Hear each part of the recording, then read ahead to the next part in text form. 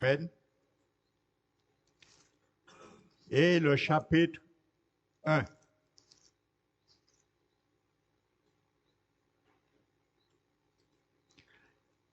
Pierre, chapitre 1, et le verset 23.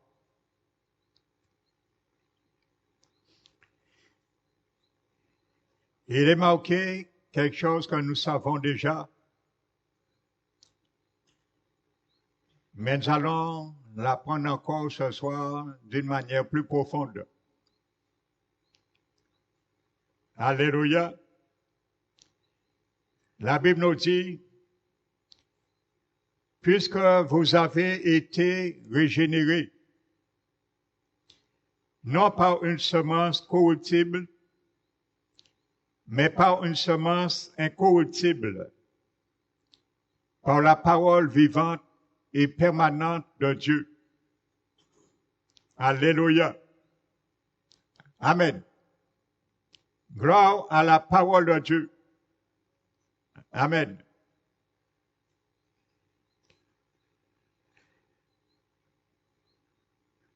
La parole de Dieu nous dit, frères et sœurs, que nous avons été régénérés. Je porte ces précisions encore qui correspondent à ce que nous avions vu dimanche. Amen. Pour bien montrer, c'est par cette régénération que nous avons été baptisés en Christ. Je ne parle pas du baptême par immersion. Amen. Je parle du baptême spirituel qui est le baptême en Christ, dont nous avons parlé dimanche dans Romains 6 entre autres. Amen. Donc c'est par cette régénération que nous avons été baptisés en Christ. Amen. Par ce que j'appelle, la Bible appelle plutôt le baptême par le Saint-Esprit, non dans le Saint-Esprit. Amen. Et vous savez, l'expression « né de nouveau » figure que 2 fois dans toute la Bible. Amen. Dans ce texte et dans Jean, où Jésus a dit à Nicodème, il faut que quelqu'un naisse de nouveau, sans quoi il ne peut ni rentrer et ni voir le royaume de Dieu. Dans Jean chapitre 3 et le verset 5, je crois. Donc, c'est un aspect fondamental de la vie chrétienne, car c'est bien une nouvelle naissance qui opère le salut. Amen. Nous devons bien comprendre cela, frères et sœurs. Vous savez, la semaine dernière, j'ai été visiter un serviteur de Dieu à l'hôpital. Nous avons discuté longuement sur plusieurs choses. Et vous savez, ce serviteur m'a dit, pendant son séjour, il vivait un moment en France. Je ne vais pas nommer le nom de l'église, mais il m'a dit qu'il était dans une église et l'église avait à peu près 1000 membres. Et il m'a dit un jour, il y a une révélation très forte et le Seigneur vraiment a parlé à cette église avec sévérité.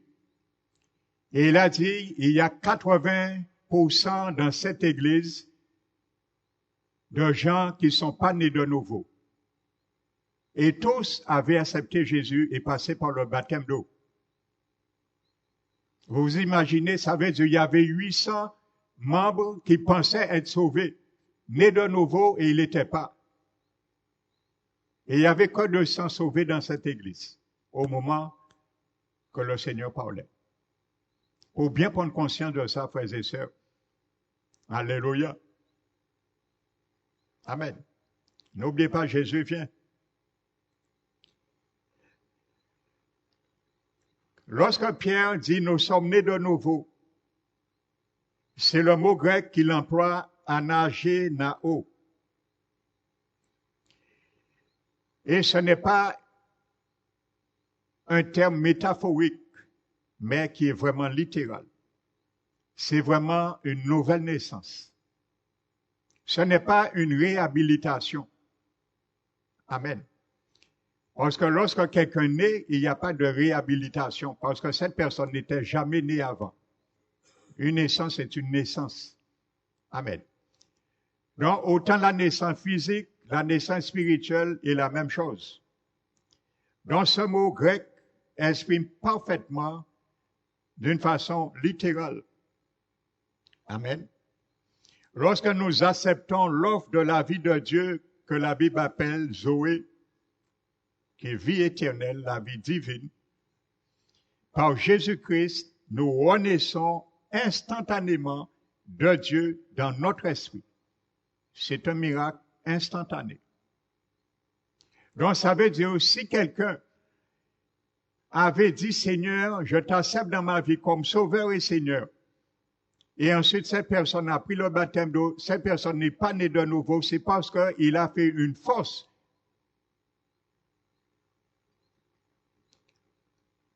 comment dirais-je, une fausse confession, et son cœur n'était pas vrai. Amen. Et aujourd'hui, ça existe dans les églises aujourd'hui, plus que jamais. Amen. Comme je l'ai déjà longuement expliqué à travers ce message que je porte. C'est pour ça que je prends du temps sur ce message. Parce que ce message du dimanche, c'est une révision globale de notre salut, si vous l'avez observé. Amen. Donc, il reste 2 parties encore. Ce n'est pas fini. Je parle du message dimanche. Amen. Donc, c'est un miracle instantané. Amen. Mais qui se passe dans notre esprit. Il faut bien considérer cela. Et c'est ça qui amène de la confusion dans la vie de beaucoup de chrétiens nés de nouveau. Bien sûr. Amen. Parce que lorsqu'on parle de nouvelle naissance, on pense que notre âme et notre corps est régénéré. Merci, mon frère. Amen. Dont l'apôtre Pierre nous explique bien. Amen. La Bible plutôt. La recréation, la nouvelle naissance se passe uniquement dans l'esprit du chrétien. Notre âme n'est pas recréée, n'est pas née de nouveau. Notre corps n'est pas recréé et n'est pas né de nouveau. Amen. Parce que si c'était le cas, nous n'aurions jamais péché, ni dans notre pensée et ni dans notre corps. Donc ça prouve bien la réalité. Amen. Jésus l'a bien dit. Amen. Il a dit, si quelqu'un n'est pas né d'eau et d'esprit. Amen. Donc Jésus appelle ton esprit quelqu'un. Amen. Donc c'est vraiment une personne. L'esprit de l'homme, c'est une personne parce que Jésus a dit, si quelqu'un n'est pas né, et il dit que la nouvelle naissance ne se passe pas dans la chair, mais dans l'esprit. Il a dit, dans Jean 3, celui qui est né de chair, ce qui est né de chair, c'est la chair, et ce qui est né d'esprit, c'est l'esprit de l'homme. Donc Jésus l'a bien dit, il n'y a pas d'amalgame.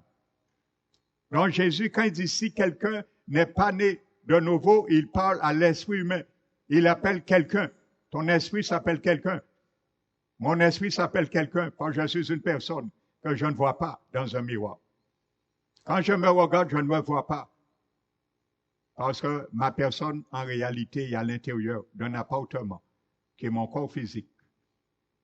Alléluia. Donc, quand nous nous regardons dans un miroir, nous ne nous voyons pas en réalité. Parce que notre esprit, c'est notre vraie personne. Mais il est dans une maison, c'est notre corps physique. Amen. Considérons bien cela. Amen. Donc, spirituellement, nous recevons la vie et la nature de Dieu lui-même, exactement avant la chute. Le mot anagé, nao, est formé de 2 mots, qui est traduit par régénération.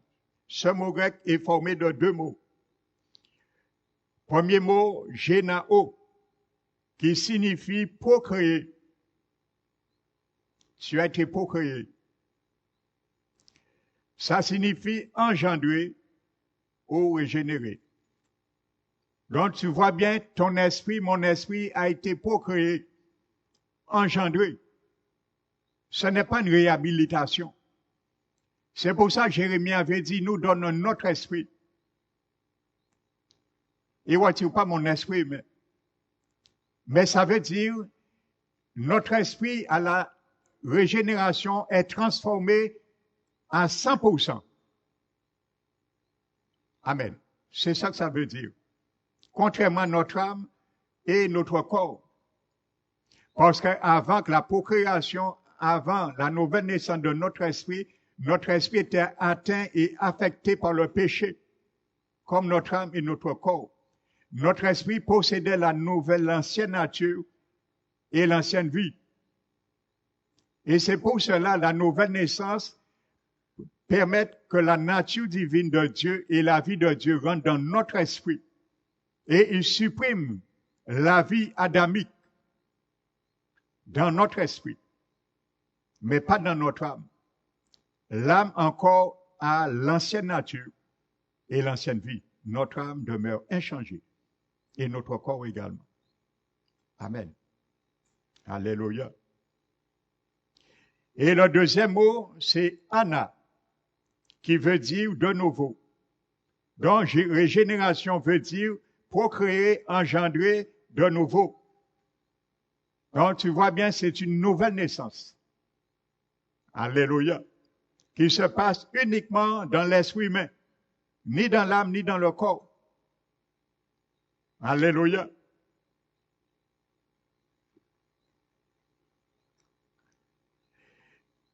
Donc, nous ne sommes pas simplement adoptés, frères et sœurs, dans la famille de Dieu. Alléluia. Je prends cela, comme je disais, c'est pour démontrer qu'un chrétien né de nouveau n'a aucune excuse devant Dieu pour laisser la chair le dominer. Amen. Et pour bien montrer ce que dit Paul, que nous sommes morts, c'est vraiment une réalité. Et que nous vivons en nouveauté de vie. Amen. Donc, si nous avons la vie de Dieu, la nature de Dieu dans notre esprit, nous n'avons aucune excuse. Amen. Alléluia. C'est pour ça que nous nous sommes identifiés avec Jésus.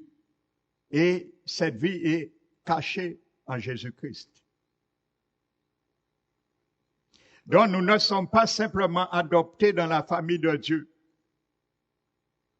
Nous y naissons. Amen. Éphésiens 1, chapitre 1 et verset 5.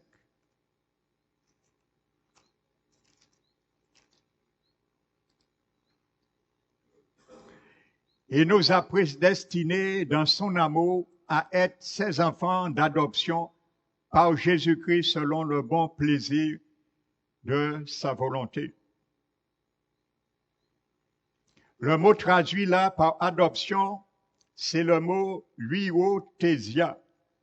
Cela signifie littéralement le placement d'un fils. Le placement d'un fils. Et ne désigne pas l'entrée d'un enfant dans une famille.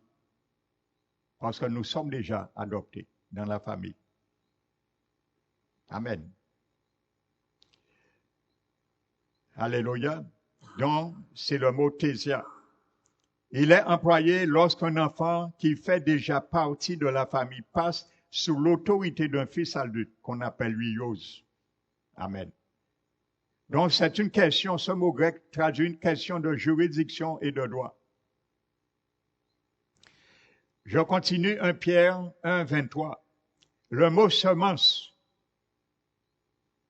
Si tu n'es pas tout à fait convaincu que tu reçois la vie divine de Dieu à 100% dans ton esprit, quand tu es né de nouveau et sa nature divine. Je parle bien de l'esprit humain. l'âme et le corps restent inchangés. Amen. Ce que nous étions avant notre régénération, dans notre âme et dans notre corps, reste identique. Dieu ne touche pas à ça. C'est nous qui allons le toucher après, à cause de notre esprit régénéré. Amen. C'est pour ça qu'il sauve notre esprit, pour que notre esprit sauve notre âme. Comprenez bien cela. C'est pas Dieu qui sauve mon âme, mon frère, ma soeur. C'est pas Dieu qui sauve ton âme. C'est ton esprit régénéré qui va sauver ton âme. Amen. Quand ton âme t'appartient, en quelque sorte, c'est ta vie. Donc Dieu sauve notre esprit pour sauver notre âme. Et c'est notre âme qui va sauver notre corps. Voici ce qui se passe dans le salut. C'est ce que la Bible appelle le salut. Le salut ne s'arrête pas à la régénération. Alléluia. Il y a 3 stades du salut. La régénération dans l'esprit de l'homme, la transformation dans son âme et la glorification dans son corps en finalité. Et si nous, au cours de notre pèlerinage terrestre, nous ne laissons pas notre esprit transformer notre âme pour gouverner notre corps, ce que nous avions dans notre esprit, nous le perdons parce que nous ne sommes pas sauvés en finalité. Pour être sauvés, il faut que l'esprit, l'âme et le corps soient sauvés. C'est pour ça que beaucoup, lorsqu'ils perdent leur salut, ça veut dire le Saint-Esprit qui était dans leur esprit s'en va. C'est ça la perte du salut. Amen. La régénération te sauve en vue d'être sauvé. Ça, on n'explique pas ça dans les églises bien souvent, ces gens d'enseignement. C'est ça qu'on devait expliquer aux brebis, pour qu'ils puissent se mettre au garde à vous et marcher comme il faut dans la droiture et ne pas perdre leur salut. Comme beaucoup enseignent, un chrétien ne perdra jamais son salut. Donc, je continue. Le mot semence, dans 1 Pierre 23, veut également dire sperme ou spore en grec. Et en biologie, on sait que la semence est le vecteur par lequel sont transmises la caractéristique d'une espèce. C'est exactement ce qui se passe lorsque nous naissons de nouveau. La parole de Dieu, c'est le spermatozoïde. Alléluia. Amen. Et n'oubliez pas, Jésus est lui-même la parole.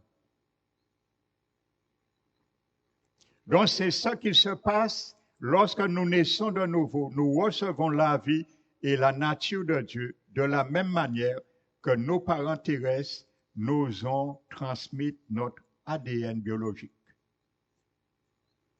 Amen. Nous recevons notre ADN spirituel de notre Père céleste. Il est implanté dans notre esprit où il va croître à son image. Voilà. Dieu met son ADN dans ton esprit et dans mon esprit. Alléluia. Un ADN représente toutes les caractéristiques de son progéniteur.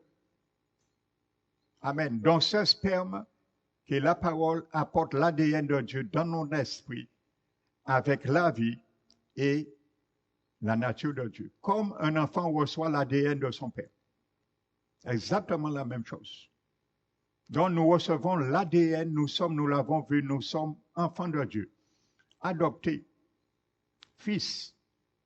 Donc nous recevons l'ADN de Dieu dans notre esprit, toujours notre esprit, à la nouvelle naissance. La régénération n'est pas quelque chose de flou, frères et sœurs. C'est quelque chose qui est très, très vaste. Ce qu'on appelle la nouvelle naissance. Amen. Nous recevons l'ADN de Dieu. Alléluia. C'est ça que ça veut dire ce mot sperme. Cette semence incorruptible. Amen. Donc, il porte la vie et la nature de Dieu qui est implantée dans ton esprit, dans mon esprit. Donc, je peux manifester la vie de Dieu sur ma vie. je peux manifester, démontrer la nature de Dieu dans ma vie parce que je porte son ADN. C'est dans mon sang. Alléluia. Dans le domaine légal, dans le domaine végétal, une semence contient toutes les caractéristiques de la future plante. Tout ce dont celle-ci a besoin pour grandir et ressembler à son parent est contenu dans cette graine minuscule. Vous savez, quand le Seigneur met son ADN en nous, dans notre esprit, c'est pour que nous puissions développer l'image de Dieu. Comme dit 2 Corinthiens, je crois le chapitre 3, verset 18. Et il dit le visage, comme le visage découvert, nous reflétons la gloire du Seigneur. Et nous sommes transformés de gloire en gloire en la même image par le Seigneur. L'ADN dans mon esprit, dans ton esprit, est là pour me permettre de développer l'image de Jésus dans mon âme et dans mon corps. À travers mon corps plutôt. Alléluia. C'est pour ça l'ADN est là, pour démontrer que nous sommes un enfant du Seigneur. Parce que lorsqu'un enfant naît, au fur et à mesure que l'enfant grandit, on reconnaît l'ADN de son père, de ses parents. Et il fait, peut-être, il marche comme son père, comme sa mère. Il a les gestes comme sa père, comme son père. On le voit. Donc c'est exactement ça. L'ADN de Dieu dans mon esprit, dans ton esprit est là pour démontrer dans notre vie que nous appartenons vraiment à Dieu qui est notre Père. Nous portons son ADN. Alléluia. C'est pour ça que Jean a dit aux chrétiens nés de nouveau, attention, il y a deux manières de reconnaître ceux qui sont fils de Dieu et ceux qui sont fils du diable. Il parlait à chrétiens nés de nouveau. Amen. Parce que si tu as l'ADN de Dieu, tu ne peux pas marcher comme quelqu'un qui a l'ADN de l'ennemi. Amen.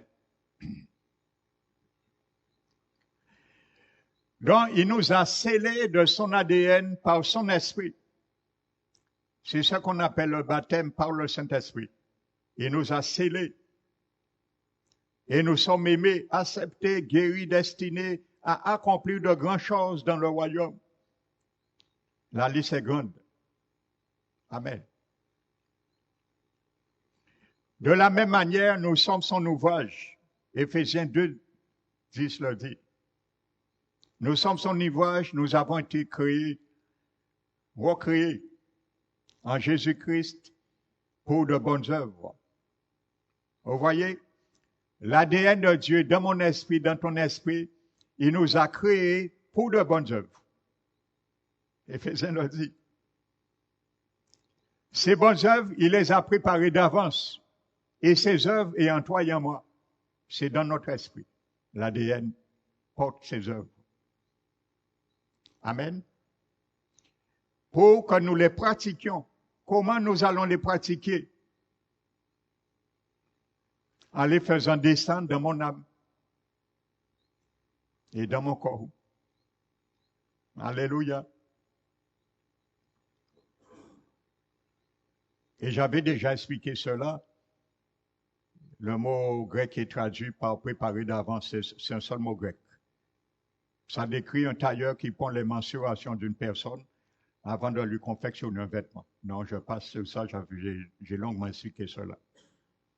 Amen. C'est exactement ce que veut dire ce verset. Dieu a établi nos destinées sur mesure pour qu'elles correspondent exactement à son image. C'est dans l'ADN.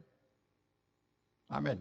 Donc tous ceux et celles qui ne veulent pas marcher et devenir conformes à l'image de Dieu prouveraient, soit ils ont fait une fausse conversion, ils n'ont jamais été nés de nouveau, ils ont été nés de nouveau, mais ils ont fermé la vanne. La vanne. Vous savez, si j'ai un tuyau chez moi, il y a un robinet, si je ferme la vanne un jour du robinet, j'ai plus d'eau, mais ça ne veut pas dire qu'il n'y a pas d'eau. L'eau ne coulera plus, mais ça ne veut pas dire qu'il n'y a pas d'eau. C'est parce que j'ai fermé la vanne. Mais en amont, il y a de l'eau. Et en aval, il n'y a pas d'eau, parce que la vanne est fermée.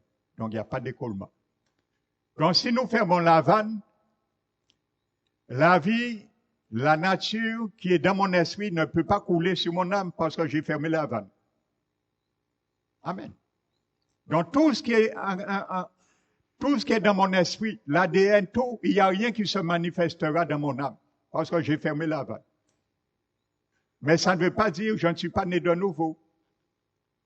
Mais pour que la nouvelle naissance puisse se refléter à l'image et mon âme refléter l'image de Jésus, il faut que j'ouvre la vanne. Ce n'est pas Dieu qui l'ouvre pour moi.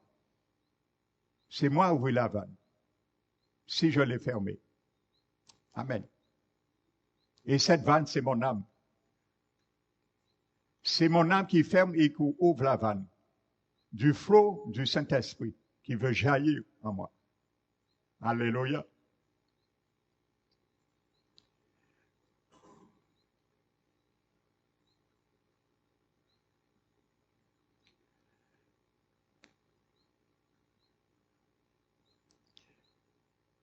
Donc, de même, tout ce dont nous avons besoin pour retrouver l'image de notre Père céleste est donné au moment où nous acceptons Christ.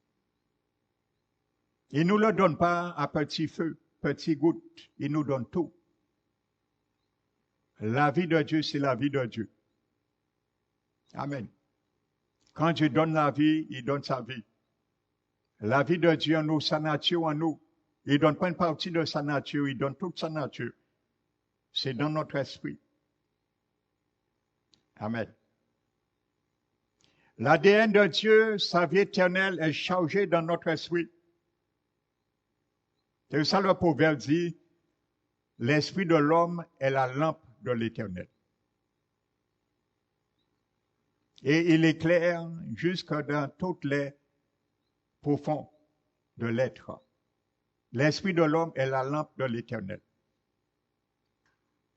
Parce que c'est à la nouvelle naissance que Dieu allume cette lampe qui était morte. Pour éclairer, et le proverbe dit très bien, implicitement, ce proverbe parle de la nouvelle naissance. Amen. Lorsque nous étions morts spirituellement, notre esprit était mort spirituellement, coupé de Dieu. Nous, il était dans les ténèbres. Lorsque nous naissons de nouveau, la lumière jaillit. La vie de Dieu jaillit. La lumière de Jésus jaillit. Il est la lumière du monde. Donc, notre esprit est une lampe qui est rallumée. Et cette lampe étant allumée doit éclairer toute l'être, tout entier. Faire jaillir cette lumière dans mon âme et dans mon corps. Alléluia. C'est pour ça que Jésus parle beaucoup de lampe. Et il dit, il faut que la lampe reste allumée. Il démontrait, il faut que la vie de l'esprit se fasse dans nos vies. Amen.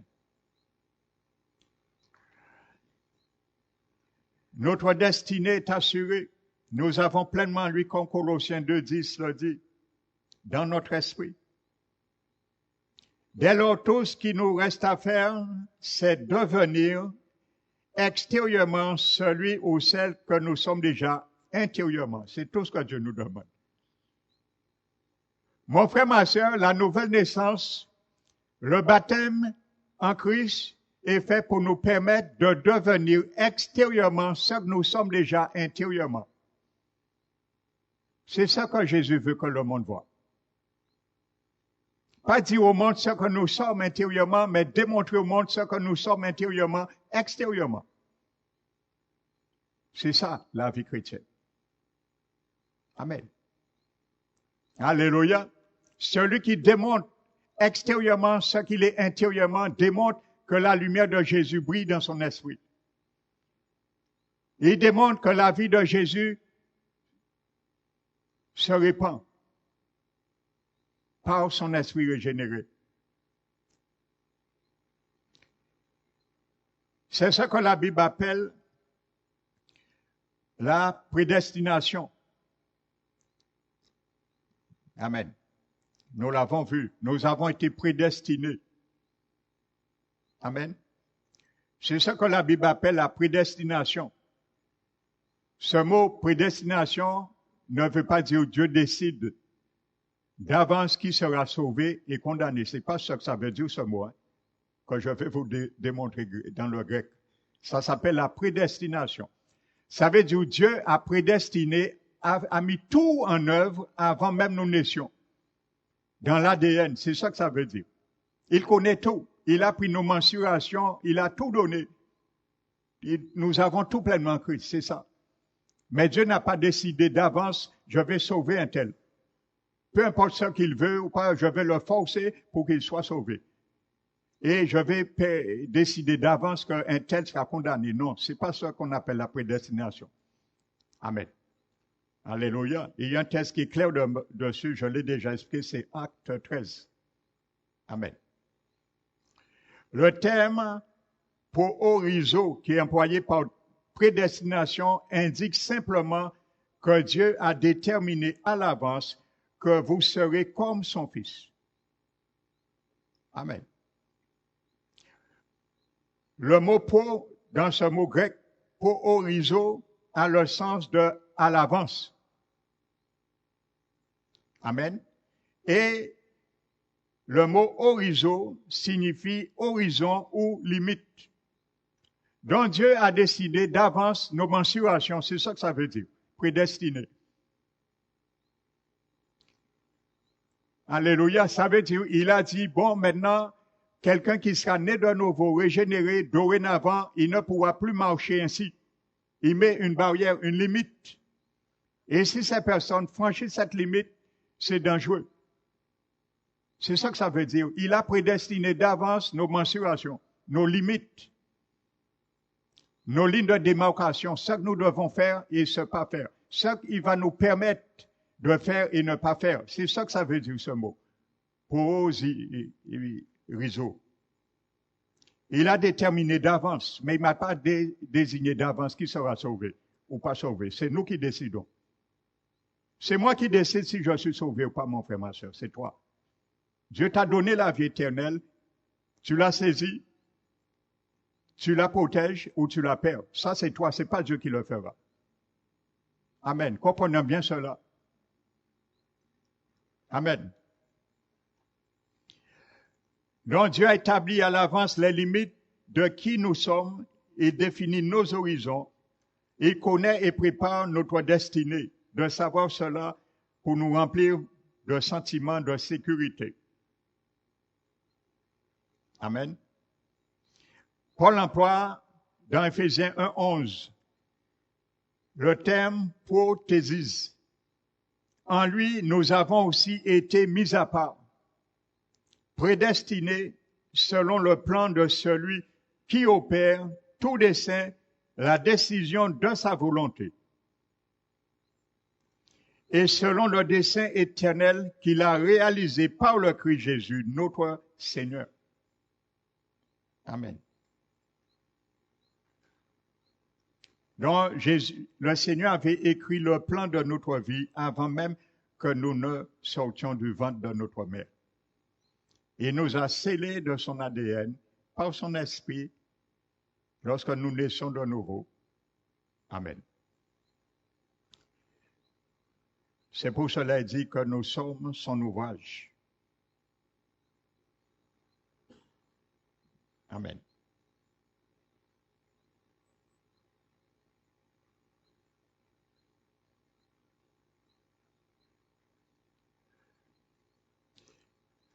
Donc ce soir, je vais m'arrêter là. Amen.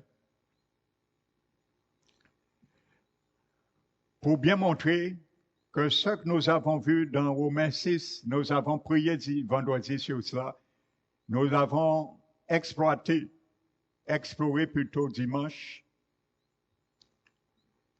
ces deux réalités se rejoignent et se complètent. Amen. Ces deux tests marchent concomitamment, comme il y a beaucoup d'autres aussi. Amen. Donc, frères et sœurs, comprenons bien cela. Nous sommes nés de nouveau pour que notre âme puisse être renouvelée. Parce que notre âme est encore sous l'ancienne nature et l'ancienne vie. Et c'est par notre recréation de notre esprit, nous pouvons retirer notre âme dans ce moule qu'il est. Amen. Pour que nous puissions être conformes à son image. Pour être conforme à l'image de Jésus, il faut que notre âme soit transformée par le renouvellement de l'intelligence. Parce que c'est l'intelligence qui nous permettra de changer. C'est avec mon intelligence je raisonne, je réfléchis, ainsi de suite. Amen. Donc, qu'il soit ainsi pour toi et moi, mon frère, ma soeur. Alléluia. Donc, sache-le que tu es recréé, ton esprit recréé. Ton esprit n'est pas réhabilité. Il est nouveau pour Dieu. Et c'est pour ça que je le précise encore. Aucun esprit impur ne peut rentrer dans l'esprit d'un chrétien né de nouveau. C'est impossible. Parce que là, le Saint-Esprit vit. Mais un esprit impur peut rentrer dans l'âme et le corps du chrétien né de nouveau. Et ça, par expérience, je le sais et je le dis, la Bible dit. Alors comprenons bien quelque chose. Si nous ouvrons une porte, il rentre là. Et l'Esprit Saint qui est dans notre esprit ne va pas l'empêcher de rentrer. Amen. Alléluia. Et c'est pour ça que Dieu chrétien ne peut pas cohabiter. L'Esprit de Dieu ne peut pas cohabiter avec un esprit, c'est vrai. Parce que le lieu saint est fermé à tout accès impur. C'est notre esprit, le lieu saint. Mais notre âme, c'est le lieu saint et notre corps, c'est les parvis. Il y avait des démons dans le temple qui existaient. Et Dieu était dans le temple, sa présence, dans le lieu très saint, dans les parvis. Amen. Lisez Ézéchiel 9 jusqu'à chapitre 13, vous allez comprendre. Alléluia. Les abominations qui se faisaient dans les parvis du temple. Et la présence de Dieu était toujours dans le lieu très saint. Mais à un moment donné, il se retire par palier. C'est comme ça l'Esprit Saint se retire aussi dans la vie d'un chrétien né de nouveau. La Bible, les expériences dans l'Ancien Testament sont là pour nous servir d'exemple. Ça montre comment un chrétien né de nouveau peut perdre le Saint-Esprit dans son esprit un jour. S'il transige incessamment, sans se repentir et joue avec la grâce de Dieu. C'est la même réalité. Ézéchiel nous le montre. Et il y avait des abominations et l'Esprit de Dieu sort progressivement et se trouve au seuil de la porte. Et ensuite, il s'en va. Il est sorti du lieu très saint, le lieu saint, les parvis, et il est sorti. Amen. Donc, c'est bien seulement la réalité lorsque le chrétien naît de nouveau perd son salut. C'est exactement ce qui se passe. C'est quand l'Esprit de Dieu quitte son esprit, il perd son salut. Vous allez me dire, oui, mais Pasteur Emmanuel, c'est faux. Parce que Jésus a dit, l'Esprit Saint vivra éternellement en nous. Oui, j'en dis ce qu'on ne vient pas, mais il faut bien savoir qu'est-ce que Jésus soulignait par là. Ça veut dire le chrétien qui vit selon les règles. L'Esprit Saint ne partira jamais, c'est tout à fait normal. Autrement, ce verset oui, contredit ce que Jésus lui-même a dit. Il y a d'autres versets qui l'auraient contredit. Amen. Il faut bien comprendre les textes et les contextes de chaque texte que nous lisons. Et ne pas prendre un texte pour faire un prétexte. Beaucoup font ça. Ils prennent un seul texte et ils s'appuient sur ça. Ils disent, bon, de toute façon, avec ça, en billet à moi, de non-retour. En péché, pas de salut à moi. Et je m'appuie sur ça. Jésus a dit, l'Esprit Saint ne quittera. Beaucoup d'exégètes l'ont déjà dit. Comment Jésus a dit que l'Esprit Saint vivrait éternellement en nous, et on dit que l'Esprit Saint peut partir. Il faut l'interpréter. Alléluia. Que le nom du Seigneur soit béni. Que l'Esprit de Dieu qui est dans ton esprit ne sorte jamais, mon frère, ma soeur. Parce que moi, je me garde pour ça. Je traite durement mon corps pour cela et mon âme. Moi qui vous parle. Or, je sais c'est une réalité, je peux perdre le salut, comme toi aussi. Alléluia. Alors, je ne joue pas avec la grâce de Dieu. Ne jouons pas avec la grâce de Dieu. Amen. Nous allons nous mettre debout pour prier. Et pour remercier ce grand Dieu pour ce grand miracle qu'il a fait, l'ADN qu'il nous a donné. Amen. Et qui nous habite. Alléluia. Merci Seigneur. Nous t'élevons, Père. Nous te glorifions. Je suis obligé de prier un petit peu plus fort parce qu'il y a un frère qui nous visite, il n'entend pas bien. C'est pour ça que je parle plus fort, particulièrement ce soir. Amen. Merci mon Dieu, nous t'élevons, nous te magnifions pour vraiment, Seigneur, ce recréation tu as fait dans notre esprit humain. Tu nous l'as dit, Père, que nous sommes régénérés. Nous avons été recréés par ta puissance de ta parole, qui a été cette semence, mais que l'Esprit Saint a été l'agent efficient de cette nouvelle naissance. Merci, Père éternel. Le jour, tu as permis que nous entendions ta voix à travers cette semence, Père éternel, et qui nous a conduits et fait naître dans ta famille divine. Tu nous as adoptés, tu nous as acceptés, car tu nous as donné ton ADN, l'ADN du Père, l'ADN de Jésus, l'ADN du Saint-Esprit qui vit dans mon esprit. C'est pour cela que tu nous as dit, ayant cette espérance de glorifier Dieu dans notre esprit qui lui appartient. Alors, Père éternel, c'est avec reconnaissance ce soir, nous nous levons pour te dire, aide-nous à toujours glorifier le Seigneur Jésus, le Père éternel et l'Esprit Saint dans notre esprit qui a été régénéré, car c'est là ta vie divine est en nous. C'est là ta nature divine est en nous. Et nous avons, Seigneur, aucune excuse devant toi, pour toi, de ne pas vivre et de marcher selon l'esprit. C'est pour cela, en long et en large, tu nous demandes dans ta parole de ne point marcher selon la chair, parce que la marche selon la chair venait et vient encore de l'ancienne nature adamique qui est dans notre âme. C'est pour cela, avec notre esprit régénéré, tu nous permettras de permettre à notre âme, étant renouvelée, de savoir les pas qu'elle doit faire et les directions qu'elle doit aller. Comment gérer les pensées mauvaises en les pensées qui sont bonnes. Parce que tout ce que tu as mis en nous est bon, Seigneur. Ton amour, tes vertus, ta bonté, ta miséricorde, ta voix divine, tout pleinement est dans notre esprit.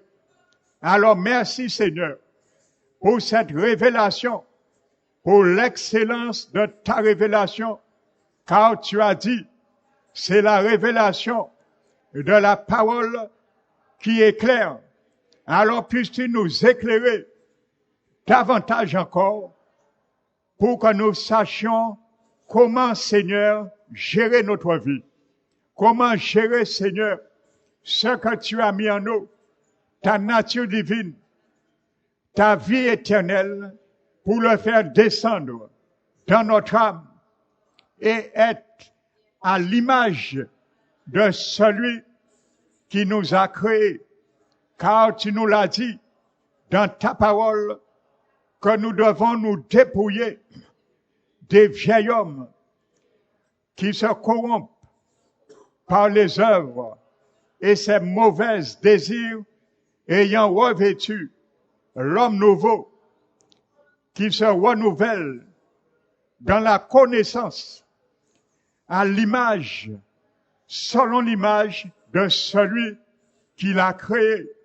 Alors tu nous l'as décrit, c'est à travers notre âme, nous devons représenter l'image qui est en nous, dans notre esprit, pour représenter notre Seigneur Jésus. C'est ainsi que le monde verra par nos œuvres que tu as toi-même, Père, préparé d'avance pour les pratiquer par chacun de nous, que le monde donna gloire à Dieu, car ainsi notre lumière brillera, notre lampe restera allumée, éclairée. Merci Père éternel, nous t'élevons, nous te magnifions, car nous avons Seigneur la capacité de gérer toute situation de péché dans nos vies. Et si nous n'arrivons pas, nous sommes irresponsables devant toi, inexcusables. Car Père éternel, tu prends plaisir à lever, à relever celui qui tombe par faiblesse, mais qui revient à toi avec une résolution de continuer la course, le chemin qu'ils ont commencé avec toi. Mais tu ne prends aucunement, Père, plaisir à celui qui est né de nouveau et qui prend plaisir à la chair encore et qui prend plaisir à donner encore faveur et satisfaction à la chair. Alors c'est pour cela, Seigneur, nous te demandons la grâce encore. Ce soir, nous sommes là pour prier, Seigneur, pour nous aider à mortifier notre chair autant qu'il le faut, pour que la vie qui est en nous jaillit pleinement et que tu puisses être satisfait, Seigneur, de chacun de nous, la manière que nous représentons ton royaume sur la terre, car nous sommes des citoyens des cieux pour représenter la vie de Jésus sur cette terre. Mais tu as commencé cette vie en nous par ton ADN que tu as mis en nous, tu as implanté en nous, et nous avons, Seigneur, toutes les caractéristiques du vrai Dieu, de la vie du vrai Dieu, de la nature du vrai Dieu. Alors qu'est-ce que nous ne pouvons faire? Sinon, Seigneur, refuser de le faire. Nous savons, Seigneur, que tu comprends également nos limites à cause de la faiblesse de notre chair, mais tu as tout mis d'avance préparé, nos limites, nos mensurations spirituelles, et tu savais, et tu sais déjà d'avance, dans ta prédestination, les limites de l'âme, des pensées, des caractères de chacun de nous, où nous ne pourrions pas contrôler certaines situations, mais tu as vu cela d'avance et tu nous donnes les moyens aussi d'avance. C'est pour cela, ce soir, je proclame et je confesse en Christ Jésus, j'ai tout pleinement. Qu'est-ce qui pourrait m'arrêter dans ma marche quotidienne? Je proclame que j'ai tous les moyens d'y avancer et d'empêcher quiconque me faire avancer et échouer. Je renonce à tout échec de la chair, car l'Esprit de Dieu vit en moi. Il est la victoire. Il n'a jamais fait Jésus échouer lorsqu'il était sur la terre. Il a porté toutes nos faiblesses dans un corps humain comme nous. Il a été tenté comme nous en toutes choses, sans commettre un seul péché. Maintenant, Seigneur, par ta mort, tu as détruit le péché pour nous démontrer que dans l'ADN que tu as mis dans notre esprit est capable de détruire tout accès au péché et de la chair qui veut encore nous supplanter à l'égard de la marche de l'esprit et selon l'esprit. Tu as dit, Seigneur, que si nous sommes ressuscités avec Christ, et c'est une réalité, lorsque tu nous as régénérés, tu nous demandes de chercher les choses d'en haut, où se trouve notre Seigneur Jésus, à la droite de Dieu le Père, car nous sommes morts et notre vie est cachée en Christ. Et tu as dit que lorsque Jésus viendra, apparaîtra dans la gloire, nous aussi, nous apparaîtrons avec lui dans la gloire.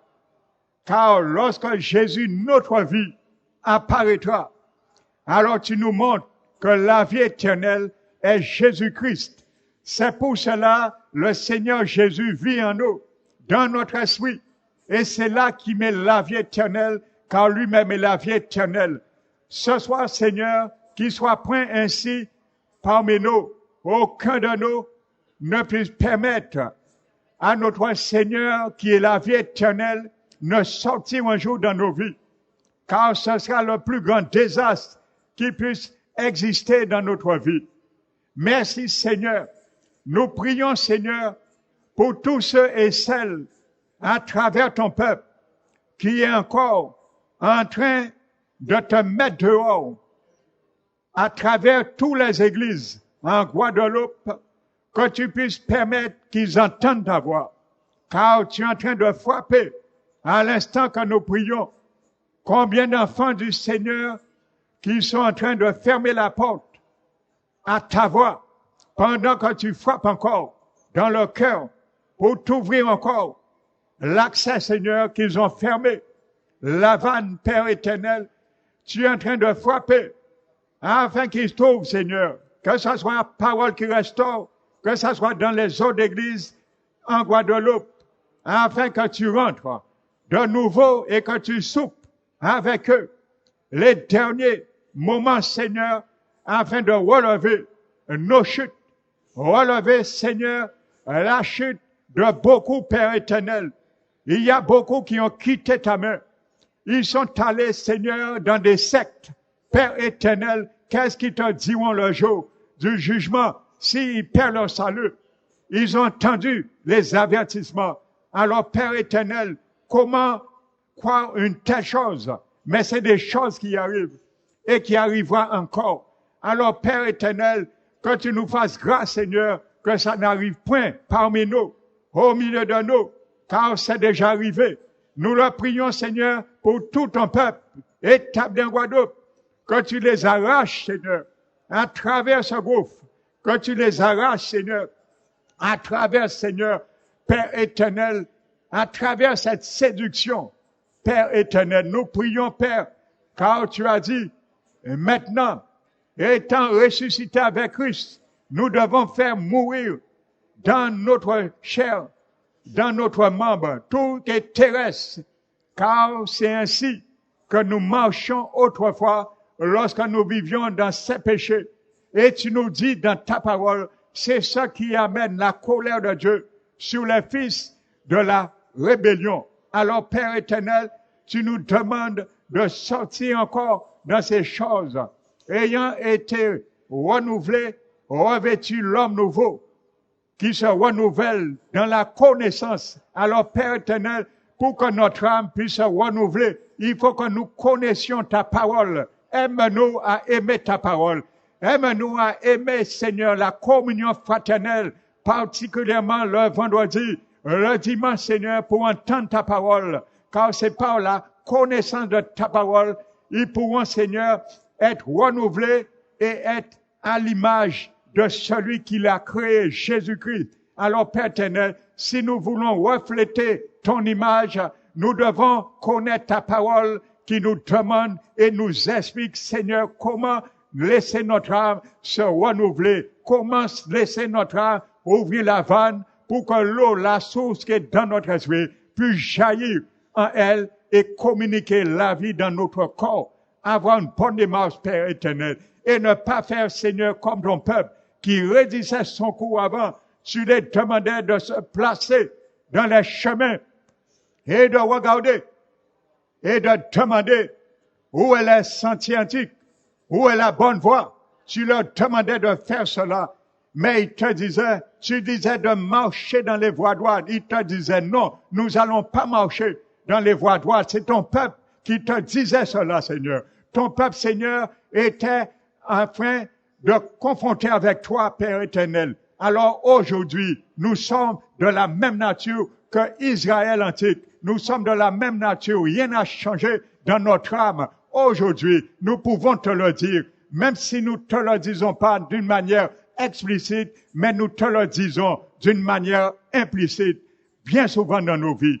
Tu les as dit, j'ai mis des sentinelles à côté de vous. Soyez attentifs au son de la trompette. Ils se sont permis de te dire, Père éternel, toi qui es leur Dieu, tu les as fait sortir à bras forts en Égypte dans la misère et les sauver de l'esclavage. Ils t'ont dit, nous serons point attentifs à la trompette. Alors, Père éternel, beaucoup parmi nous, nous te le disons aujourd'hui. Tu parles d'une manière ou d'une autre à travers tes messages, à travers tes serviteurs, mais bien souvent, nous te disons, Père éternel, nous prenons pas égard, nous serons point attentifs à la trompette. Et lorsque le malheur vient, nous sommes désarçonnés, nous sommes déçus et nous sommes confus. Mais tu avertis, Seigneur, tu avertis toujours, particulièrement ton peuple, tu avertis, Seigneur. Alors encore, mon Dieu, nous te demandons cette grâce, que nous soyons salués et celle, Père éternel, qui te dit oui. Nous prenons une bonne décision de marcher dans les bonnes voies. Alors pour cela, raffermis nos genoux, rajeunit nos genoux, ceux qui sont déjà boiteuses pour ne point dévier. Nous te le demandons comme ton apôtre Jacques a dit, Père éternel. Alors raffermis nos genoux qui sont déjà boiteuses pour que nous puissions point dévier ou continuer à dévier ceux qui sont en train de dévier dans ta maison, que ce soit Parole qui restaure, que ce soit dans les autres églises en Guadeloupe. Nous prions, Seigneur, pour tout ton peuple, pour tous tes serviteurs, afin de les raffermir les genoux et mettre leurs deux pieds sur le même chemin. Retirer leurs pieds sur le chemin de la perdition et l'autre sur le chemin de la vie. Nous ne pouvons pas marcher un pied sur le chemin de la perdition et un pied sur le chemin de la vie. Ramène nos deux pieds, Père éternel, sur le chemin de la vie. Parce que c'est ça que tu as mis dans notre ADN. C'est ça que tu as mis dans notre esprit, le chemin de la vie et non le chemin de la mort. Car en toi, tout est lumière. En toi, il y a plein de ténèbres. C'est pour cela que tu nous dis qu'il n'y a pas de communion entre les ténèbres et la lumière. Ton ADN n'a pas de lumière, de ténèbres. Il n'y a que lumière, car Jésus est lumière. Alors que nous soyons lumière et marchons dans la lumière. Père éternel, nous prions, Seigneur, que tu puisses permettre que nous reflétons l'image de Jésus, l'image, Seigneur, de ton ADN. C'est ce que le monde veut voir. Et plus que jamais, le monde veut voir cela pour se convertir, Seigneur, car les choses sont difficiles. Le monde ne sait pas où mettre la tête. Tu l'avais dit, le monde ne sait pas où poser, Seigneur, leur tête. Tout ce qu'ils voient qui se passe maintenant, Seigneur, le monde est perdu. Le gouvernement est perdu. Les politiciens sont perdus. Les dirigeants sont perdus. Ils n'ont plus de solution. C'est pour cela nous savons que l'Antichrist est en train de faire son apparition. C'est un moment favorable pour lui. Mais nous savons ses pièges. Nous connaissons ce qui attend à ceux et celles parmi ton peuple et même parmi le membre de notre famille qui vont pas partir, Père, lorsque tu viendras chercher ton Église. Alors, Père éternel, nous prions, Seigneur, afin que ton peuple revienne à toi. Nous prions, Seigneur, également ce soir, pour tous ceux et celles qui ne sont pas encore régénérés, nés de nouveau dans notre famille, que ce soit fait, Seigneur. Nous prions pour eux, que tu les visites, Seigneur, que tu visites leur cœur, que tu visites leur mentalité, afin qu'ils soient sauvés, afin qu'ils soient nés de nouveau, afin qu'ils portent ton ADN dans leur esprit, pour lorsque la trompette sonne, ils puissent partir avec nous, Seigneur, et quitter ce monde terrien, Père éternel, et échapper à la tyrannie de cette année de l'Antichrist, Père éternel, car cet homme ne fera pas cadeau aux chrétiens, il ne fera pas cadeau à la terre, Père éternel. D'autant plus le diable savait, il lui restera très peu de temps. Alors il va utiliser cet homme. C'est pour cela, Seigneur, nous prions, Seigneur, le moment de gémir devant toi est arrivé. Le moment de supplication devant toi est arrivé pour notre âme, pour l'âme de ceux et celles dans notre famille qui ne sont pas encore sauvés. C'est notre prière ce soir. Nous prions pour eux, Père éternel. Nous prions pour chaque famille en Guadeloupe qui ne sont pas encore sauvés. Nous prions, Seigneur, que tu les visites, Père éternel, que tu fais briller ta gloire en pays Guadeloupe, dans les îles environnantes. Le moment est arrivé, Seigneur, pour ton réveil. Le moment est arrivé, Père éternel. Commence à briller, que ton peuple puisse être flambeau, briller, Seigneur, au niveau des nations, pour que le réveil arrive et qu'il y ait beaucoup qui se donnent à toi. Merci, Seigneur. C'est notre prière ce soir. Nous t'élevons, Père. Nous te glorifions et que nous prenons, Père éternel, égard à ce que tu nous enseignes ce soir. Nous te bénissons, te glorifions, Père. Merci, Père. Au nom de Jésus-Christ, nous t'avons prié et te glorifions. Amen. Alléluia. Nous allons